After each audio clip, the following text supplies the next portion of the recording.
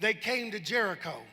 As he and his disciples and a large crowd were leaving Jericho, Bartimaeus, son of Timaeus, a blind beggar, was sitting by the roadside.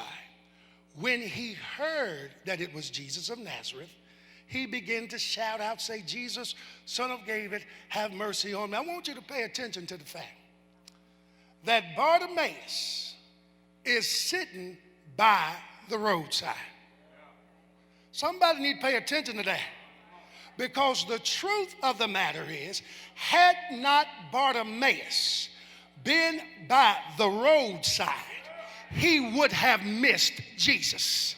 Some people do not give credence to the fact that at least even though he was blind, even though he was begging, Bartimaeus was at least by the roadside. And saints of God, let me tell you something. When you are in the divine waiting room, at least get on the roadside. What is the roadside? For us, the roadside is a physical, mental, and verbal state of readiness for God's move. He was in a position to be ready for Jesus to come by. For some of us, we will miss the move of God because we are not in a position of readiness. Because let me tell you something. Don't discount even where you are physically. For some folks, I just hate the job I have. You better be thankful for a job.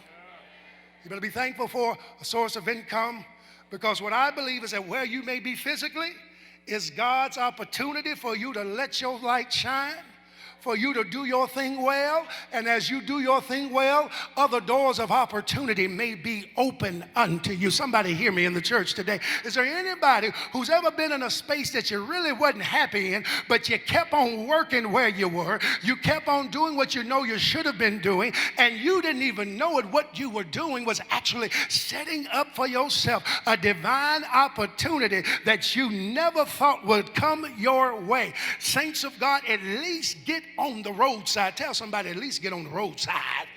At least get on the roadside of shifting our mind. We were talking about, even in Bible study, a power hour this past week, about the power of our mind. Sometimes it can be tedious. Sometimes it can be laborious. But saints of God, we ought to have a Philippians 4:8 mindset. Whatsoever things are lovely, whatsoever things are true, whatsoever things are pure, whatsoever things are of good report, think about such things. And saints, let me tell you something. Sometimes you got to think it even when things before you look totally opposite. But that's why you also have to be in a verbal state of readiness. When you read Romans 4:17, it talks about a God in verse 17 who quickeneth the dead and calleth things that which be not as though they are. Let me tell you something. The challenge for myself and the challenge for those under the sound of my voice today: speak what you desire and what you are waiting on as if it already is, even though it's not right now. That's why the song says, "And now let the weak say I am strong. Let the poor say I am rich because of what the Lord has done."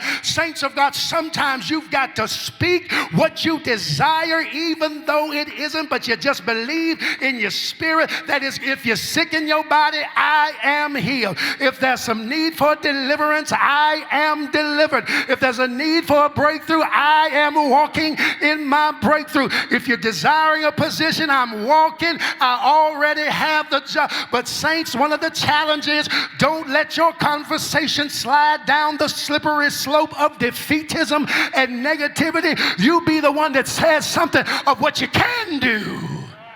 Because I want you to know the Bible is still correct and true. We can do all things. We can do all things through Christ who strengthens us. But we've got to at least get by the roads. I even think throughout musical history, even some of our popular artists, even now, Anthony Hamilton and Faith Evans and Mary J. Blige and John Legend, many do not know that all of them started off as somebody's background singers. And what you discover when you read their bios, it was the fact that when they were singing background, they sang with such excellence. They sang with such clarity that those who they were singing for said they were standing and distinguishing themselves from the other background singers. What were they doing? They were sitting on the roadside, but they wasn't just sitting there doing nothing. They were singing their best song.